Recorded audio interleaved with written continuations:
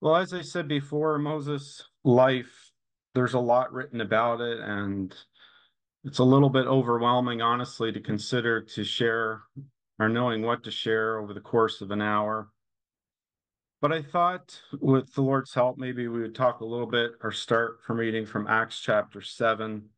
I know there's certainly much written in the book of Exodus and the Pentateuch with respect to his life here in Hebrews 11, but I thought I'd start in Acts chapter 7 and start reading in verse 20. It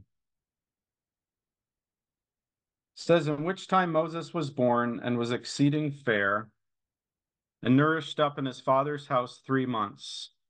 And when he was cast out, Pharaoh's daughter took him up and nourished him for her own son. And Moses was learned in all the wisdom of the Egyptians, and was mighty in words and in deeds. And when he was full 40 years old, it came into his heart to visit his brethren, the children of Israel. And seeing one of them suffer wrong, he defended him and avenged him that was oppressed, and smote the Egyptian. For he supposed his brethren would have understood how that God by his hand would deliver them, but they understood not. And the next day he showed himself unto them as they strove, and would have set them at one again, saying, Sirs, ye are brethren? Why do ye wrong one another? But he that did his neighbor wrong thrust him away, saying, Who made thee a ruler and a judge over us? Wilt thou kill me as thou didst the Egyptian yesterday? Then fled Moses at this saying, and was a stranger in the land of Midian, where he begat 2 sons. And when 40 years were expired, there appeared to him in the wilderness of Mount Sinai an angel of the Lord in a flame of fire in a bush.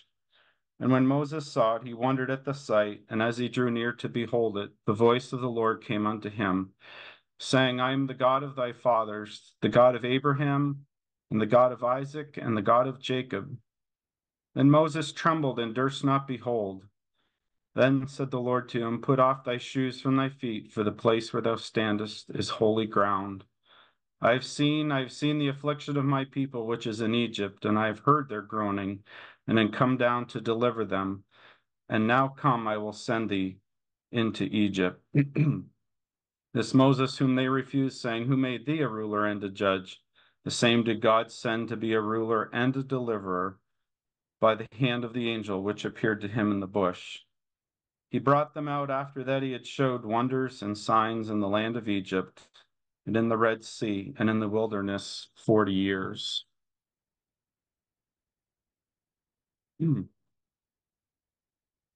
I remember it was 11 years ago here in Cuyahoga Falls that Bruce Imbo gave a talk about the number 40 and brought out certain people from the Word of God as it pertained to that number. And I had not yet reached the age of 40 myself, but it really, really made an impression on me at that time. And over the course of a decade plus, since that time, I've just reflected a lot with respect to what our brother shared and, gave consideration to the life of Moses. And I find it deeply instructive for myself. As we know, his life was really broken into 3 different parts, each comprised of 40 years. And, it's been said that the first 40 years of his life, he was learning to be a somebody. The second 40 years, he learned to be nothing or a nobody. In the last 40 years, really, he learned that God was everything. He was all in all to him. And I think a lot of us can relate to life of Moses, maybe not in the same partition with respect to the 40-year segments. I doubt that any one of us on the call would live to be 120. But, I think that as a general um, rule, it might say, I mean, there's the progression that we see in Moses' life, I think, is not atypical to what, a believer may pass through in part. And, it's caused me to reflect a lot. And so, as we see here at the beginning of Moses' life, you know, I think about his parents. with respect to the day and age in which Moses was born. His parents showed tremendous courage, I think, just to even have a child at that time, where we know the baby boys were to be thrown into the Nile River. And I remember Josh Stewart making a comment about this last year at Michigan that really resonated with me too. That the courage that they showed really is an example to us all, because as a parent myself to three children, teenagers and one almost out of teenager years, there's a certain part of us at times that may feel apprehension to be raising children in the day in which we live. But Moses' parents really showed tremendous courage to do what they did at that time when Moses was born. We know that he was found, or his parents placed him in an ark in the Nile River, and Pharaoh's daughter went out and found him that particular day, and he was able to be nursed for a period of time until he went into Pharaoh's house.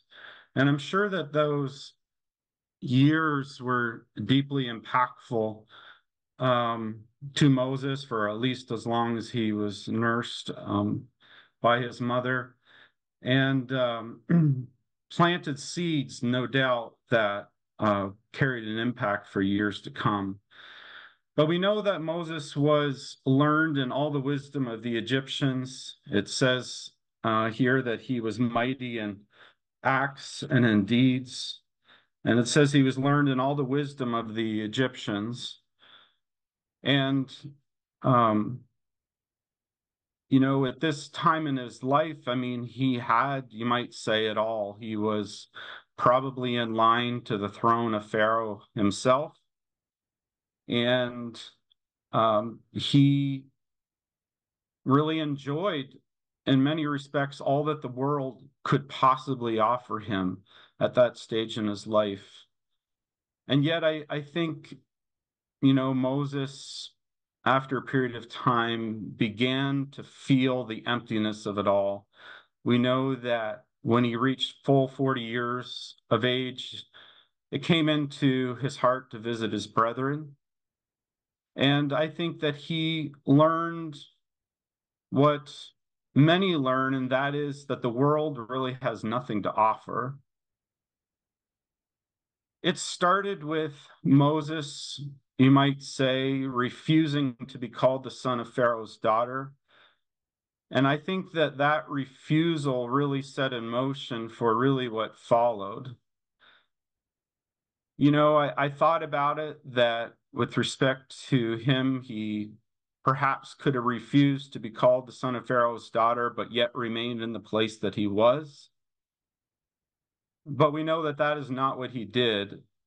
But had he remained in that, some would have said, well, that could have been the reasonable choice. He could have remained there and tried to assert his influence with Pharaoh and those in high authority in the land to perhaps bring about the possible setting free of the Israelites from their time of bondage. But he didn't do that. He made a choice, and he made the choice to ultimately associate himself with God's people. As I said before, he could have remained with one foot in and one foot out, if you will, but that is not the path that he chose. The path that he chose was to suffer affliction with the people of God. And it was really faith that caused, or to lead him out, you might say, of the place that he was, to place himself in association with God's people. Better to serve the Lord, you might say, with those that are despised amongst the Lord's own, than to be in the highest courts of the land in association with Pharaoh. We know that no doubt there was satanic power associated with that rule, but Moses did not feel at home there. And so it came into his heart one day to visit his brethren.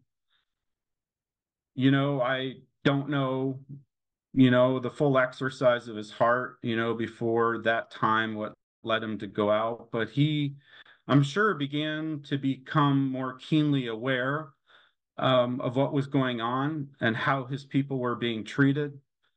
He knew, I'm sure, that he was a Hebrew by birth, that these were his people. And so he went out one day, as we know the story, and saw these two men fighting and ended up taking the life of the Egyptian. And, Moses really thought at that time that perhaps God was going to use him to bring about the deliverance of God's people. But I think, the means by which he went about it really showed that he had a lot to learn as he really acted in the flesh in the manner that he did. And, the next day when he saw two more Hebrews fighting, it became clear to him that it had been seen and that this had been witnessed, and Pharaoh was going to find out, and he did. And Moses experienced what it was to be rejected by his brethren. And it caused him to flee into the land of Midian as a result, because no doubt he knew that there was probably going to be a price on his head for what he had done. But Moses had a lot to learn. In Hebrews 11, his faith is commended. And one of the things that is commended there is that he considered the reproach of Christ greater wealth than the treasures of Egypt. Because it says there that he was looking forward really to the reward or the recompense of reward.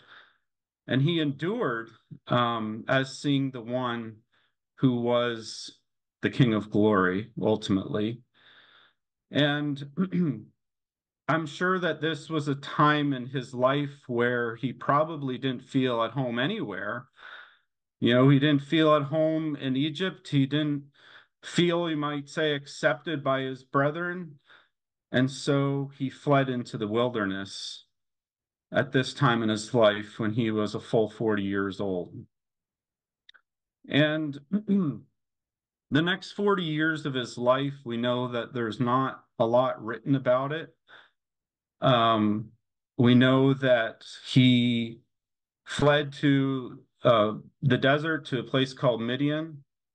And we know that he took a bride, a Gentile bride. He had two sons when he was there.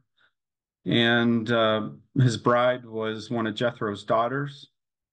And he tended sheep, in the desert for those full 40 years. I'm sure that was not an easy time in his life.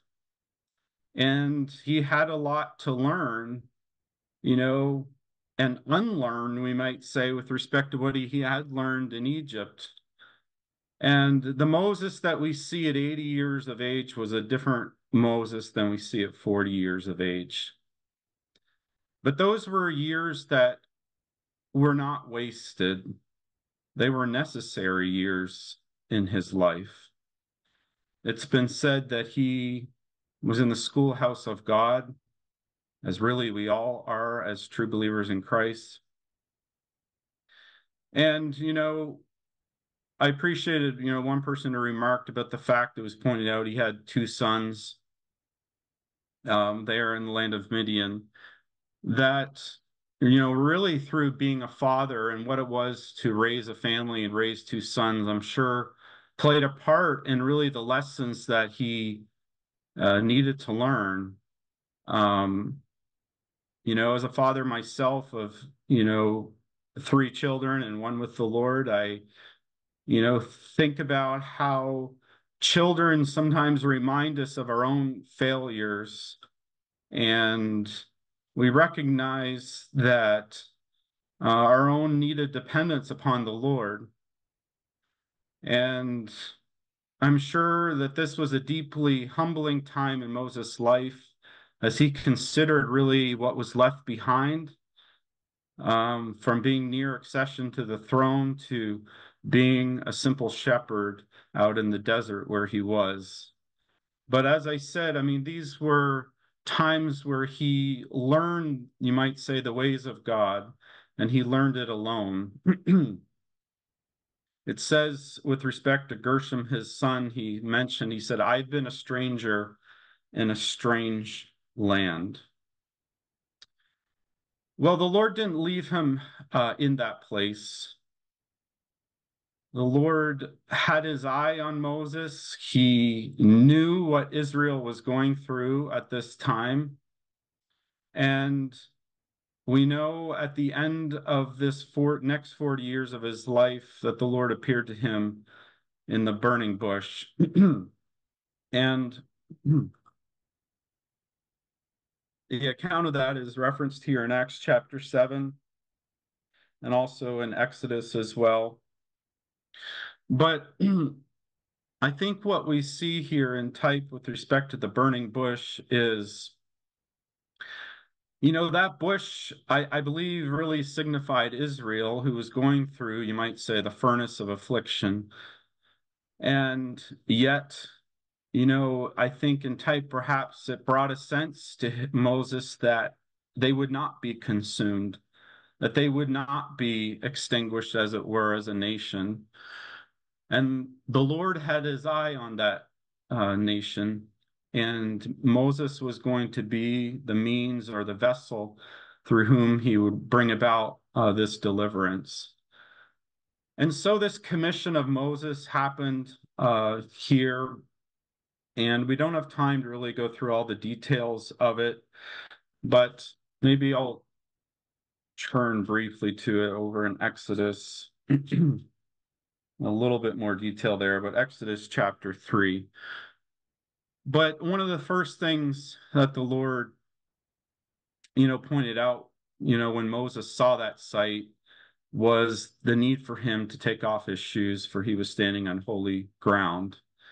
And Moses needed to be reminded, really, of God's holiness. And, the Lord pointed out to him with respect to the fact that he had taken notice of Israel. And I think it's precious to me in Exodus 3, verse 7, where the Lord says, I have surely seen the affliction of my people which are in Egypt, and I have heard their cry by reason of their taskmasters, for that I know their sorrows.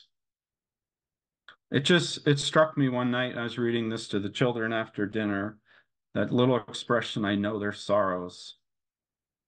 It doesn't say explicitly here in this verse that they had cried out to the Lord. It does say that they cried by reason of their affliction and their taskmasters. They were in a desperate situation. And I think, how they treated Moses 40 years earlier showed that they were really, even in fact, looking, you might say, for the deliverance that had been promised to Abraham so many years earlier, when Abraham had been told that they would be in bondage for 400 years in this country. And so you might say that things were dark with Israel. And they didn't recognize the vessel but through whom the Lord would use, ultimately Moses. But I think it's touching how the Lord reveals himself here to Moses when he says that I am the God of Abraham, Isaac, and Jacob. A deeply personal reference to himself. And we know a little bit later that Moses really owned his nothingness in that he says, who am I? A very far cry from the person that we saw in Egypt. But, there was still aspects that Moses needed to learn. As we, see in this passage, he was overly focused on self and in many ways was resistant to the call of God and his commission and what he wanted him to do.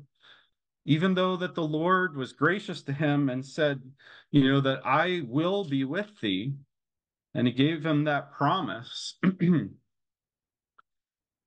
Moses asked, what his name was, if people were to ask him when he went back to Egypt, and the Lord said, I am that I am. And it really was a reference as to the eternal one, the self-existent one, the one who always was and is and will be. And we know that that was the same name that he referred himself to. I believe it was in John chapter 8 as well. We know that the Lord showed or worked through him signs as affirmation that he would be with him. And I won't go through those, so those are deeply instructive. But I think that really these were meant to strengthen Moses in the weakness that he felt.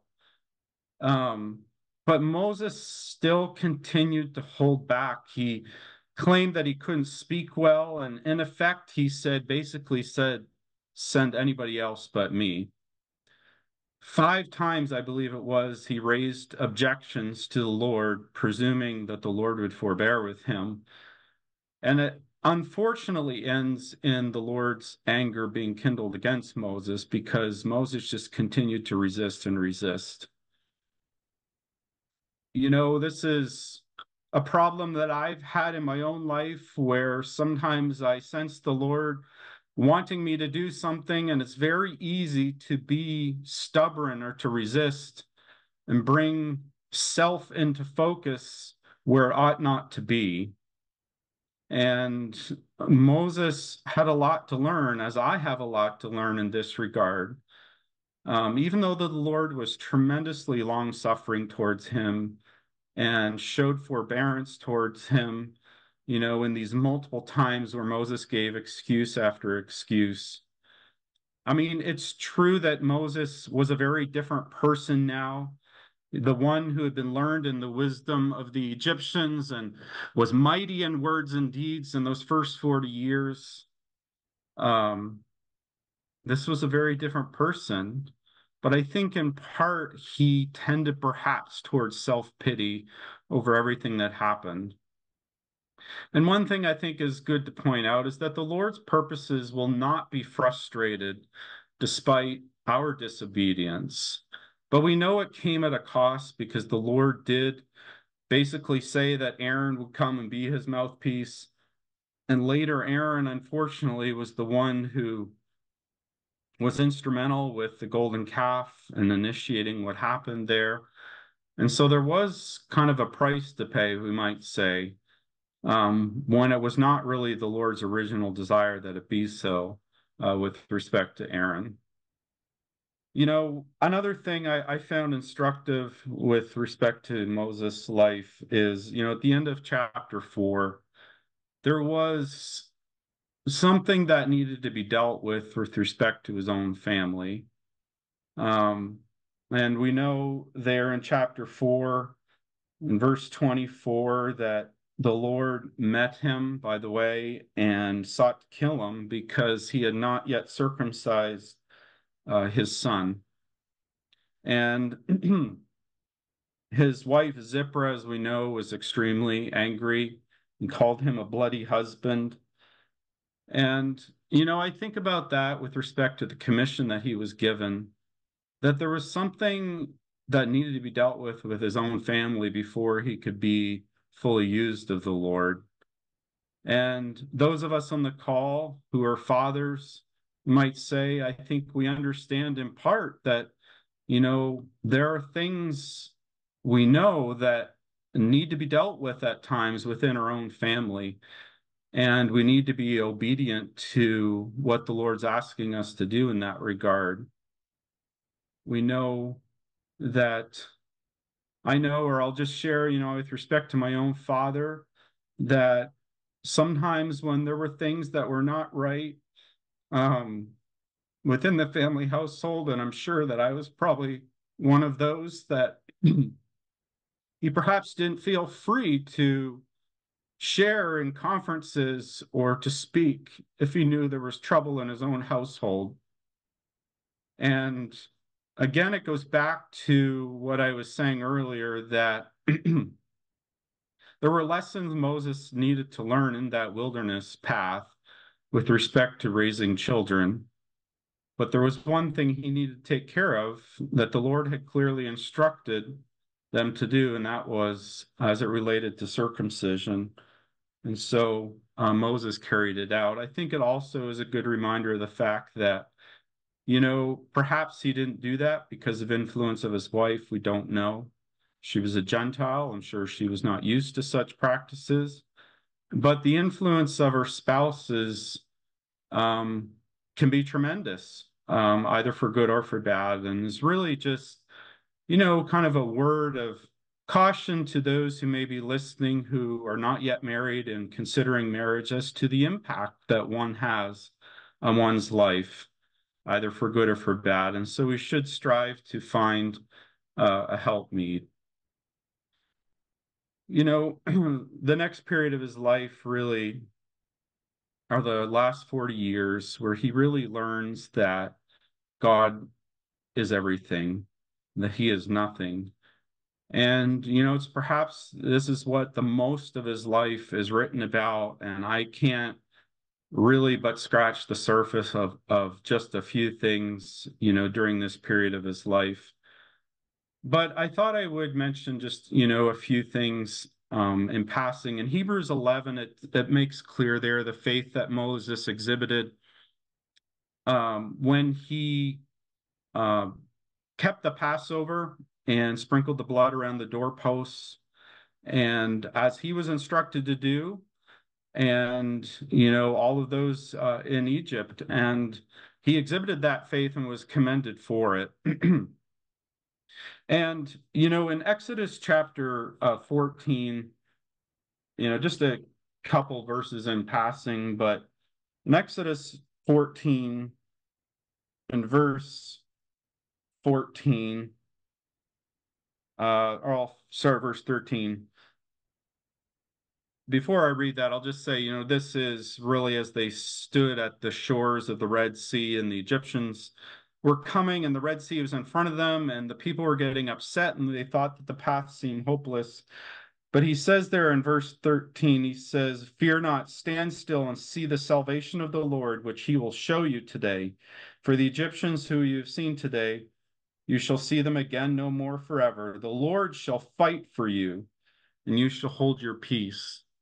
And it's nice to see really at the outset here, these 40 years in the wilderness, that Moses says very clearly and boldly, emphatically, that it would be the Lord who would fight for them, and that they just needed to stand still and see the salvation of the Lord.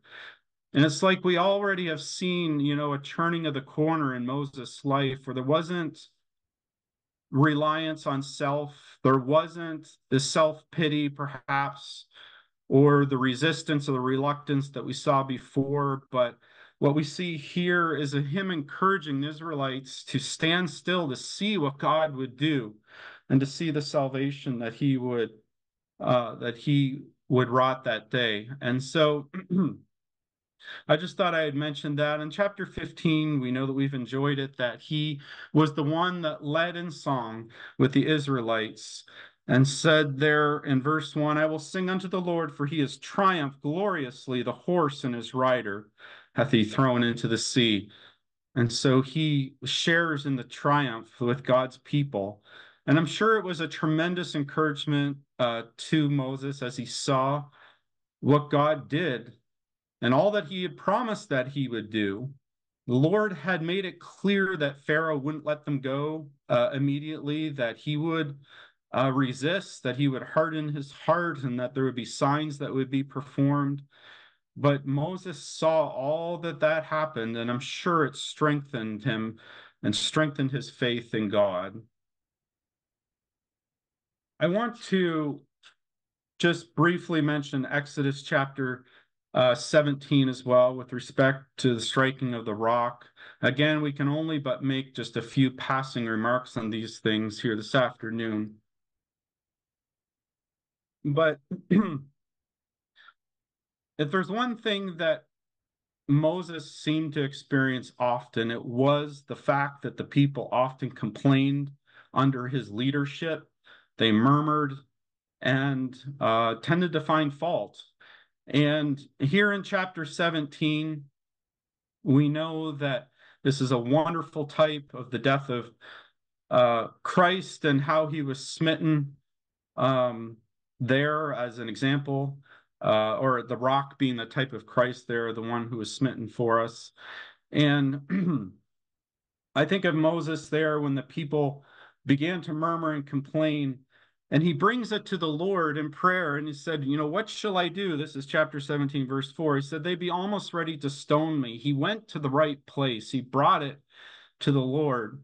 Um, the people had no right to feel that the way they did. They had just seen the manna given in the previous chapter. They had learned that the Lord, or should have learned that the Lord was the one who would provide for their temporal needs, whether it be food or drink.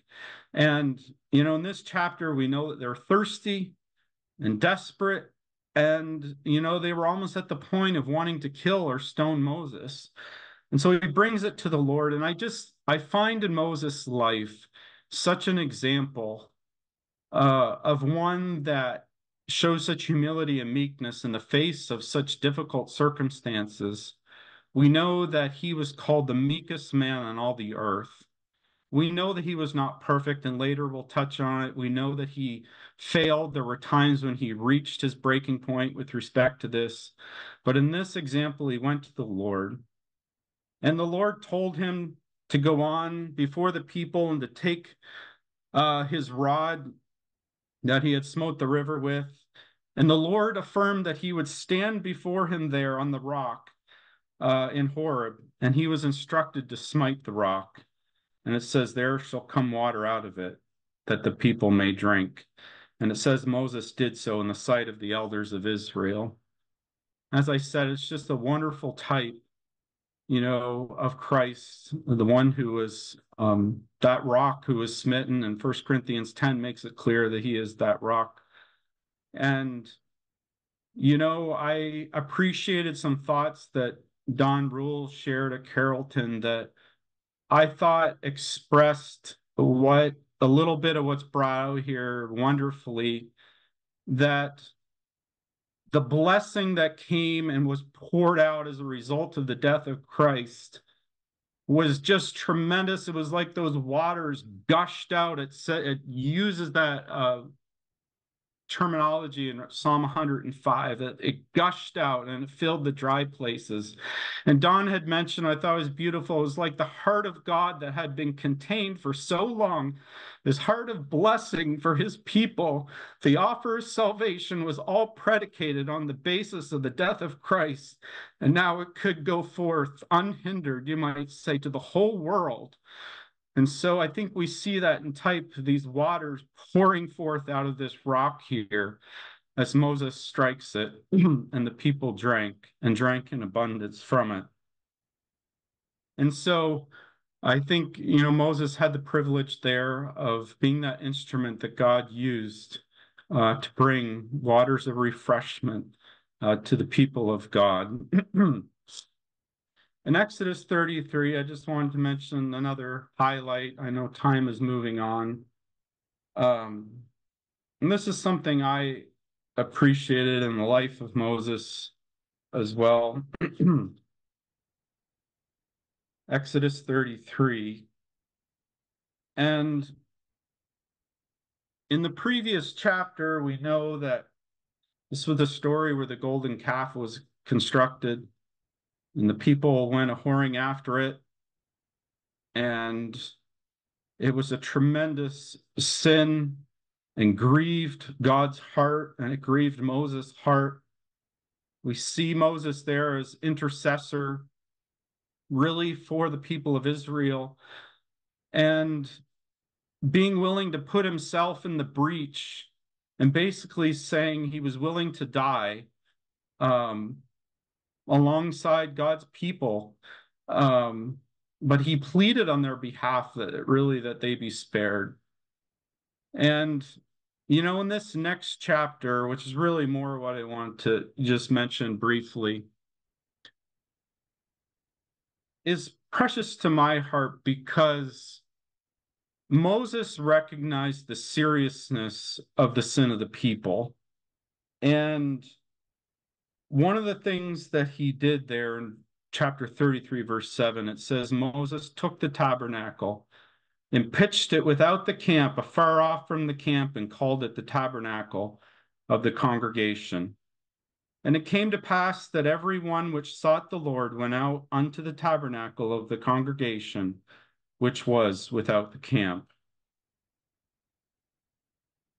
You know, I think that this showed spiritual discernment on Moses' part. From what I understand or read, it was not something that the Lord had commanded him to do, but he recognized that because of the seriousness of the sin, that there needed to be a separation from that camp. And so he erects this tent outside the camp and called it the tabernacle of the congregation. And not just him, I think it's precious to note that it says that everyone which sought the Lord went out unto the tabernacle of the congregation, which was without the camp. You know, for those of us on the call who are gathered to the Lord's name, I think that this holds a preciousness, perhaps to our own hearts, as it gives a glimpse, perhaps, of the principle, the fact that there needed to be separation from the evil that was going on in that camp at that time.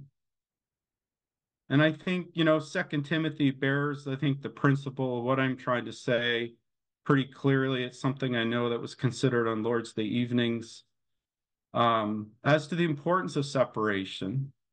And Moses acted on that principle and really going out to that place outside the camp, and not just him, all those who sought the Lord.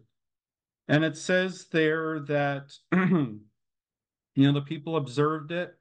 And it says in verse 9, it came to pass as Moses entered into the tabernacle, the cloudy pillar descended and stood at the door of the tabernacle, and the Lord talked with Moses. And the presence of the Lord descended upon that little place, you might say, separate outside the camp.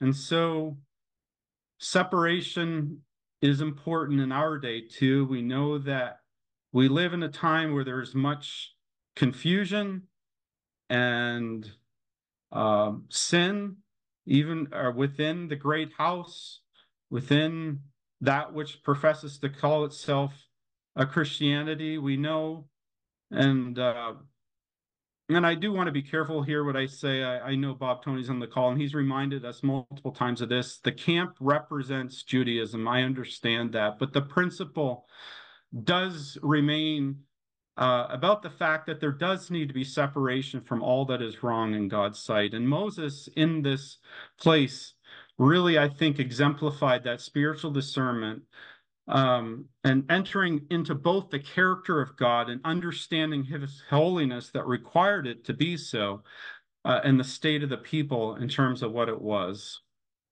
And Moses, you know, perhaps like unlike anybody else in Scripture, and I think because of the things that we're talking about, had the privilege of entering into a relationship with God that he stands alone in many respects.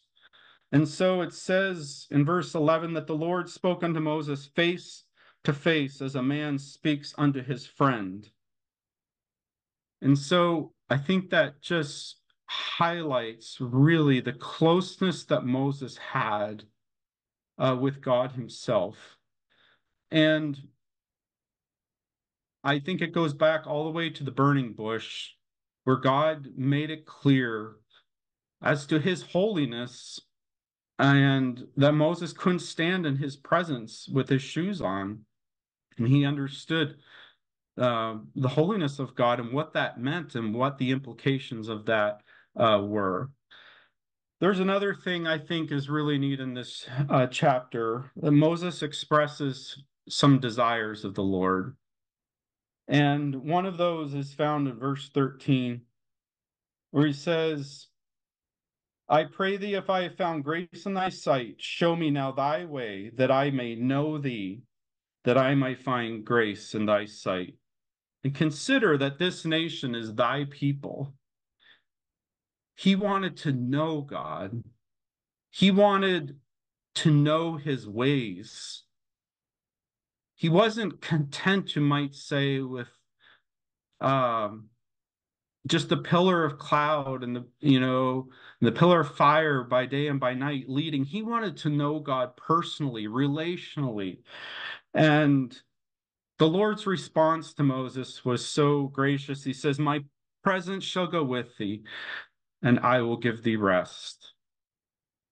Moses is learning step by step um, that God is really the sole source of all that he needed, and really the one that he could depend on, and the one that really was everything to him. And so this really should be our collective desire, and it's something I think about in my own life. Paul could express that later, that I might know him. And that should be the desire of each of our hearts, that we would know him and to know his ways. And knowing his ways sometimes requires in life that we go through suffering and difficult times and understanding the heart of God. And Moses was learning that through the schoolhouse of God. And he wasn't, you might say, content to leave it there. He asks later in verse 18, he said, I beseech thee, show me thy glory. And, the Lord, we know, uh, shows his glory, although he was hid in the cleft of the rock. And he was covered there by God's hand as he passed by. And so as we enjoy the Lord, it has that effect, or should have that effect in our life, that it will produce even more desire to know him in a deeper way. And I think that is what we see in part here with Moses as he expresses that desire to know him in his ways. And then he goes on further and asks that he might see God's glory. And so another thing I just want to mention with respect to Moses is in Numbers chapter 12, in reference to him being called the meekest man. And again, time does not permit to read really the passage here, but this is when Aaron and Miriam spoke against Moses. They had accused him or spoke badly about how he had married an Ethiopian woman. And worse than that, they said in verse 2, hath the Lord indeed spoken only by Moses? Hath he not spoken also by us? And the Lord heard it. And we know that Miriam in particular has exacted a heavy price to pay because of this rebellion and leprosy. She became leprous, it says, white as snow in verse 10. And what I find remarkable about this is Moses, despite being accused, even by his own family, goes on to intercede on their behalf immediately after this. Aaron basically pleaded with Moses, after this happened. He said, I beseech thee, lay not the sin upon us wherein we have done foolishly, wherein we have sinned. And it says Moses later cried unto the Lord for her and said, heal her now, O God, I beseech thee. Moses was criticized time and time again by the people and here by his own family, Aaron and Miriam. And, our natural inclination when being criticized is often, I think, to get defensive or to act in the flesh. And you just don't see that with Moses here at all. He intercedes, for Miriam immediately. He doesn't seem to hold it against her at all. He pleads to the Lord for her. And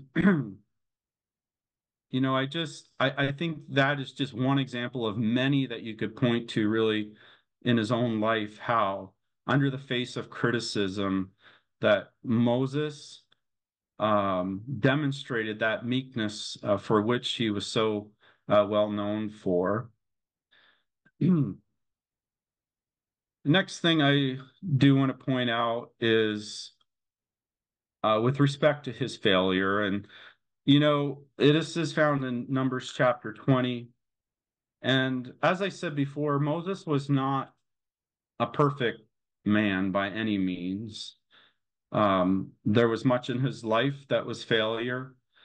But this well-known passage here in Numbers chapter 20, we know that he was instructed to speak to the rock and not strike it. And the people here were upset, just like they were many years before, in that they were thirsty. This was, we believe, towards the end of the wilderness journey. Some have pegged it very close to the end of the 40 years. And a lot of the same people who had complained beforehand, no doubt, had died in the wilderness. This was probably largely the next generation. And the same failure that we see in their fathers, we see in the children here. And so, they uh, basically cry out for, something to drink here. And it says in verse 10 that Moses and Aaron gathered the congregation together before the rock, and he said unto them, Hear now, ye rebels, must we fetch you water out of this rock? And Moses lifted up his hand, and with his rod he smote the he lifted up his hand, and with his rod he smote the rock twice, and the water came out abundantly, and the congregation drank, and their beasts also. Well, I'm sure that most everyone on the call knows that in type here that the rock being Christ was something that was only done once and was not to be repeated, and that this is why he was asked to speak to the rock and not smite it. I think that there are really two things here in particular that were serious to be pointed out. And one of them was really that just quite simply that Moses acted in the flesh. And in verse 10, when he called them rebels, which I would say was factually true, but he said, Must we fetch you water out of this rock? He said, Must we fetch you water? He didn't give credit to the Lord for the miracle that was going to take place, was to God. He inserted himself in that. And in so doing, it was a very serious matter, really, that this was not something that was due to any power on Moses' part. This was all power on God's part. But yet he took, you might say, the credit for it or inserted him into a place that he ought not to have belonged. And, further than that, as we said, he took up the rod and he smote that rock twice in anger. And, what I think is nice to point out is that despite Moses acting in this way, the heart of God had not changed, in that the water still poured forth. His heart was not, you might say, restrained or prevented the blessing that would pour out to those Israelite people despite their failure and Moses' failure here. But the Lord still loved his people. He cared for their physical or temporal needs. And so the water came out despite the failure here that was exhibited in this particular story. And we know, unfortunately, it came with serious consequences for Moses, and that he was not allowed to enter the land of Egypt as a result of the sin here for his disobedience that he had done. And, I think we all can relate certainly to, the failure of Moses here. I'm not trying to justify what he did at all. It was direct disobedience to what the Lord had asked him to do.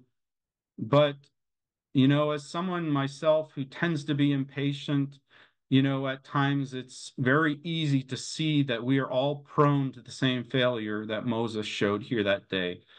He had, for lack of better words, reached his breaking point with the people in that, when they cried out against him and they, back in verse 5, they said, "Why have you made us to come up out of Egypt to bring us unto this evil place?"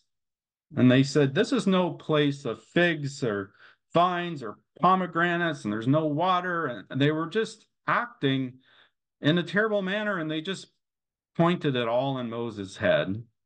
And Moses acted in a moment of frustration in a way that he shouldn't have.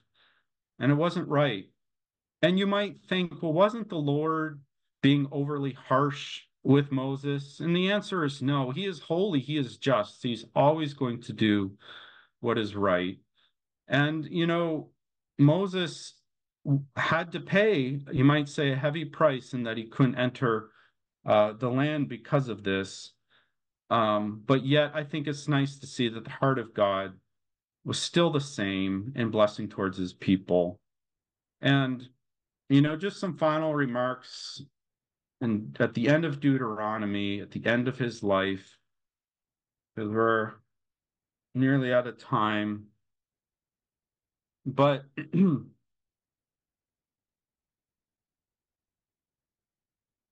we know with Moses at the end of his life was not able to enter the land. And I do want to comment on that.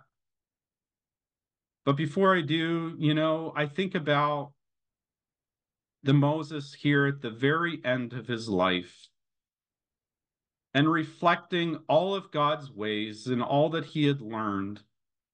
And I know a verse that comes to mind that my dad often used to read with respect to Moses.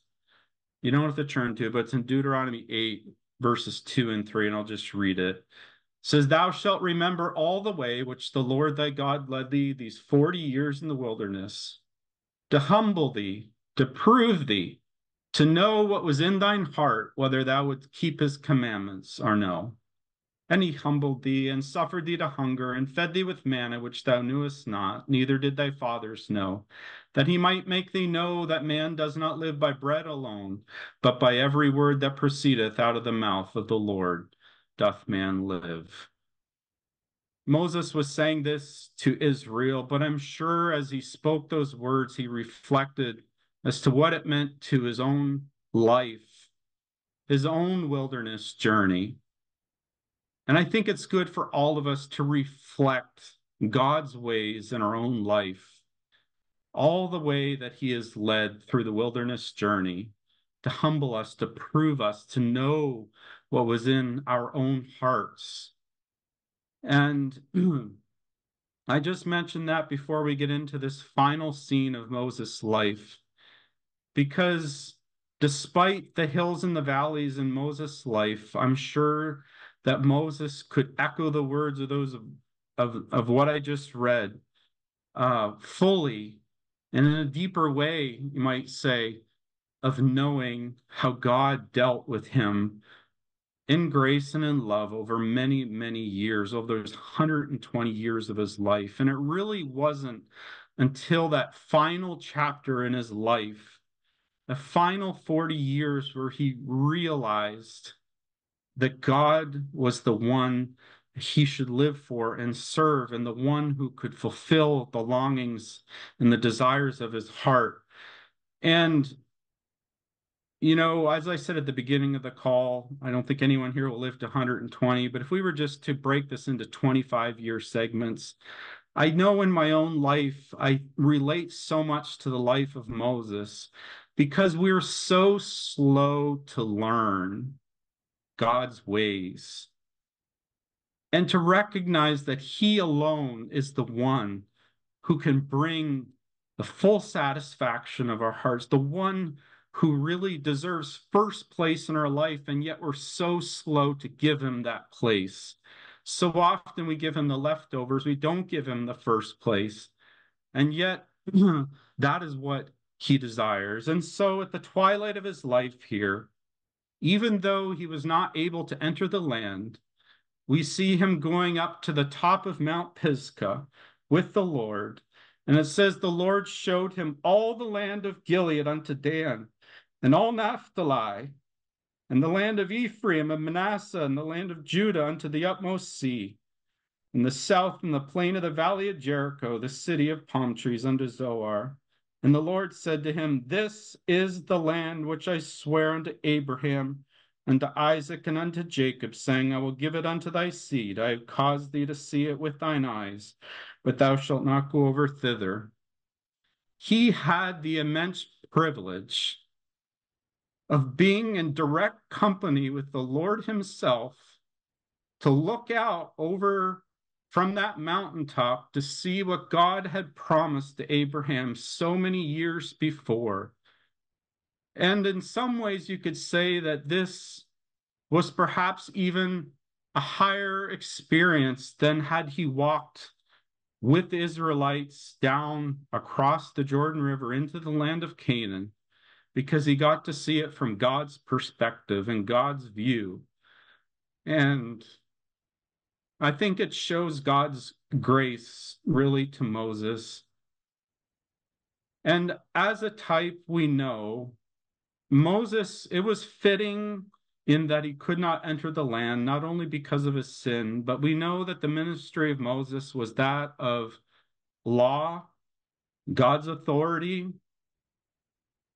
And really, the law could not bring us into that place of blessing. It could not bring us into what Canaan represents. And in that respect, it was really fitting that Moses did not cross and go into that land.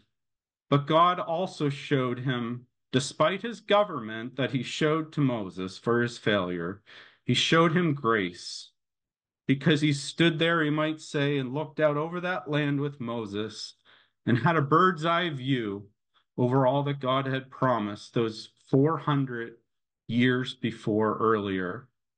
And, Moses, I don't know what went through his mind at that time.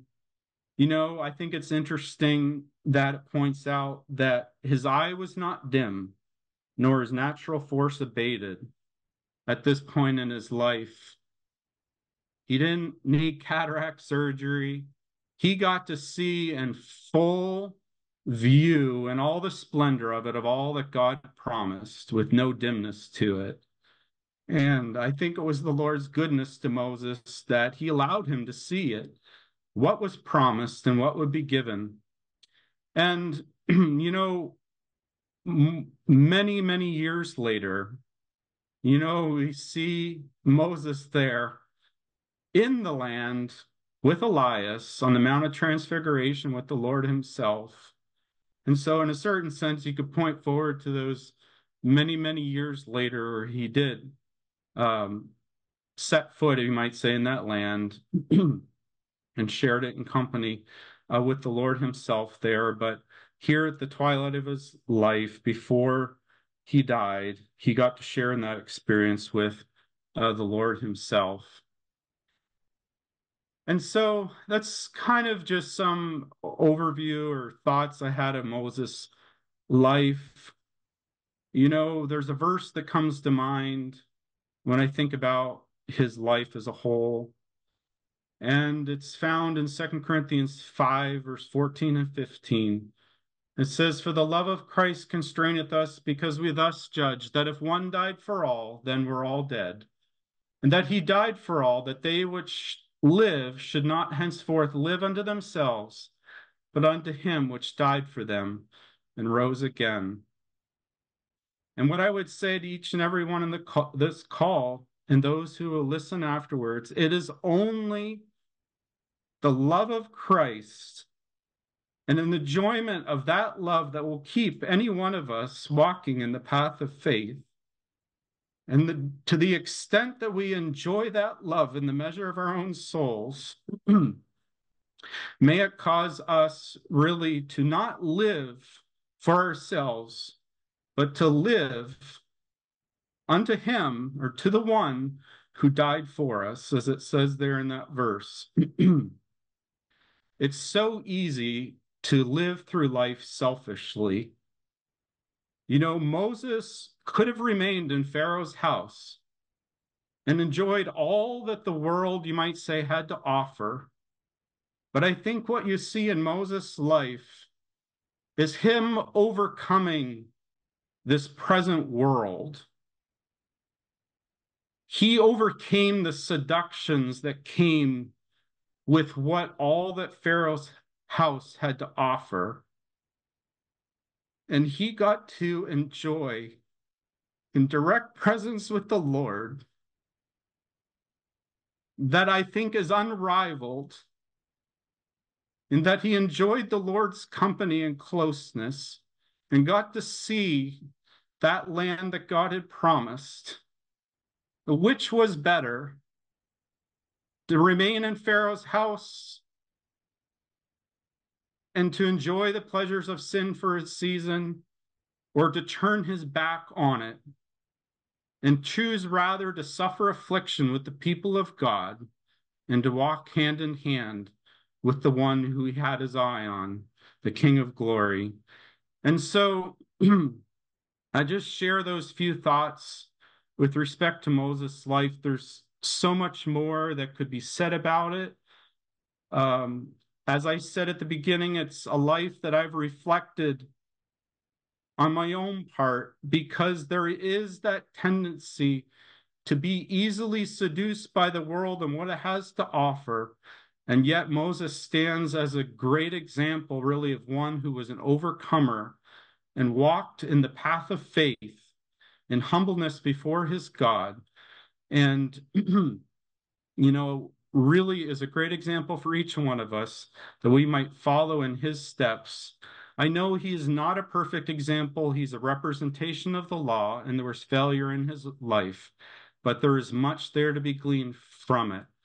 And may the Lord make this an encouragement to all of us as we consider his life and his path and his faith.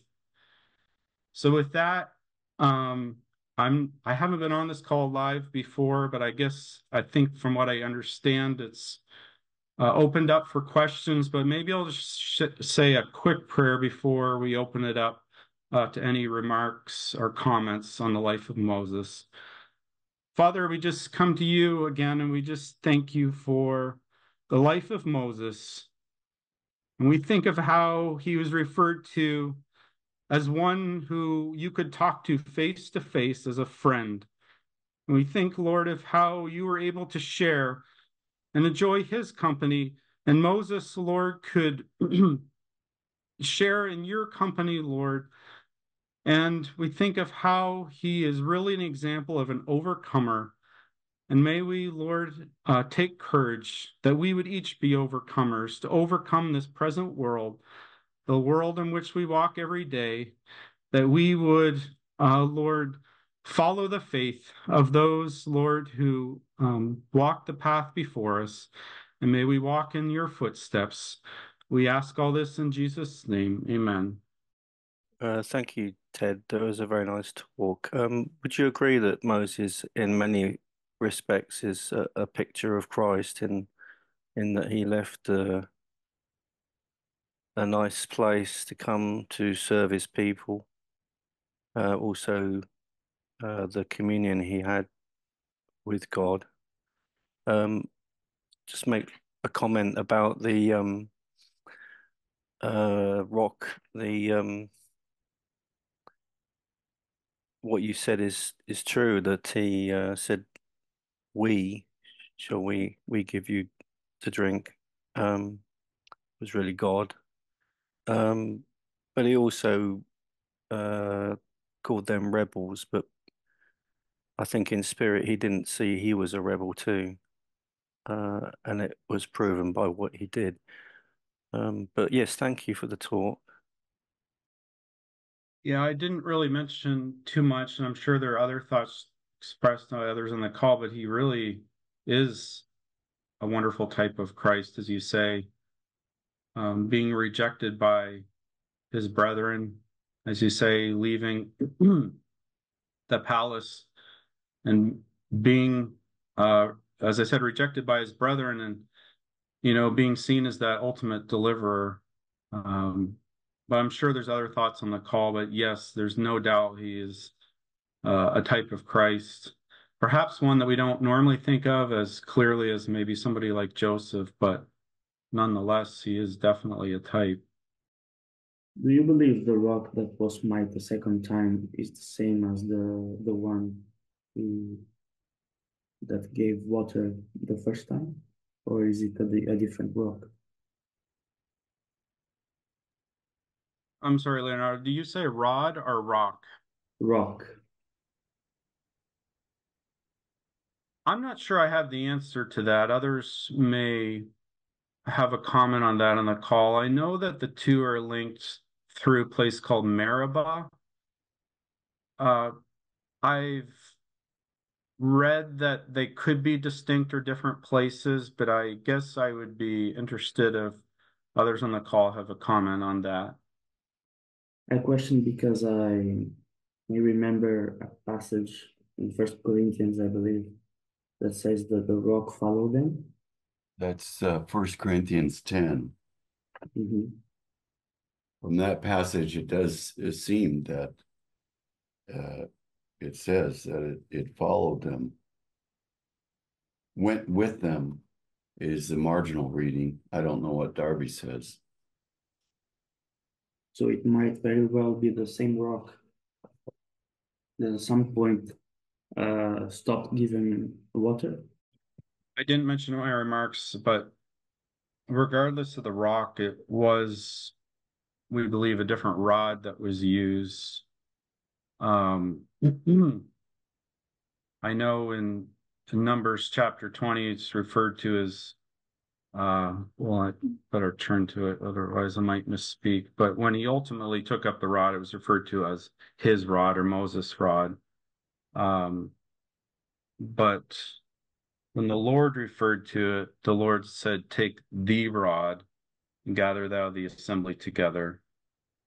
And later, when he struck, it was referred to as his rod. And some have believed that the rod that the Lord was referring to was Aaron's rod, not the original rod that he used to part the Red Sea.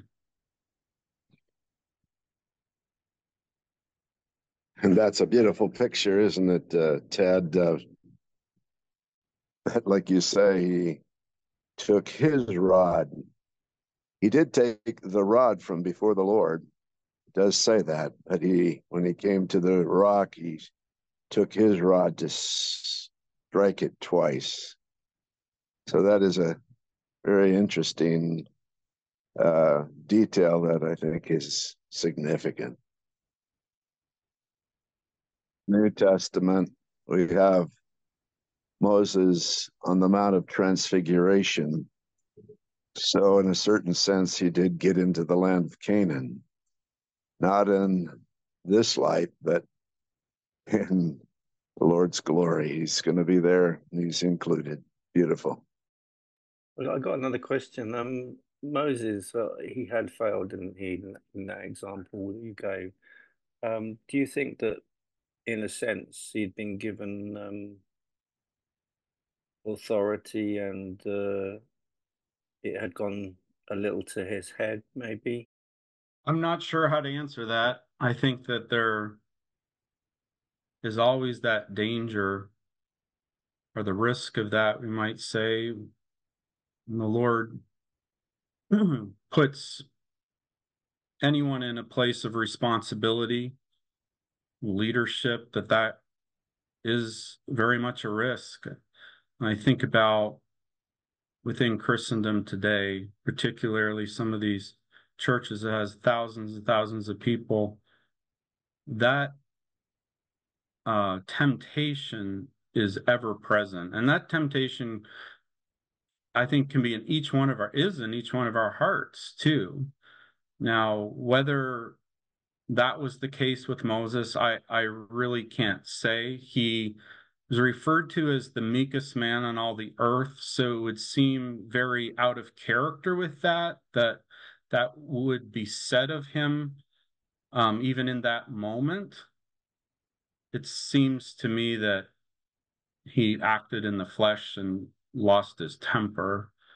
But to say it went to his head as to the position that he was given, um, it doesn't seem to be the case. But of course, the Lord knows the hearts, we don't. So I'm not sure what else to say on that. Others may have comment on that. Well, when he said ye rebels, you rebels, I get the feeling that was self-righteousness.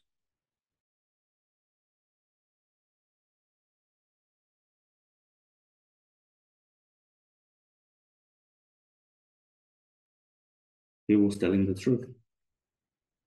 They're calling them rebels.